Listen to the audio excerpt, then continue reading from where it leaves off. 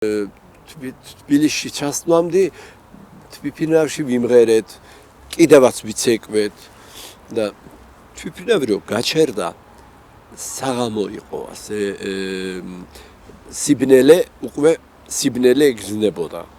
ხო და გაჩერდა, მაგრამ ყველა კამერები მოვხსენით, აუდიოქით, დაჯექითო. კარები არ გაიხსნა. 1 წუთი, 10 წუთი, 15 წუთი კარები არ გაიხსნა. დიდხანს არ გაიხსნა. მერე კიბე მოვიდა და ვხედავთ ფანჯრიდან ყველაფერი მზად არის, მაგრამ კარები არ იხსნება. უკვე გაიხსნა, ჩავედი თქვით და ძველ აეროპორტში კიბეებზე ჩოხებით ანსამბლი დგას, მაგრამ უზარმაზარი. მრავალ ჟამინერი რო შეასრულეს და აღღრიალდა ხორცები, დაიბუზულა, ყველამ გაჩერდა. თვითმფრინავში შიან ვინც დარჩა, ისინი მოდიან რომ გავიგონოთო ასე. ეს ჩემთვის დაუვიწყე ის არის და პირველი ჩამოსვლა ეს იყო.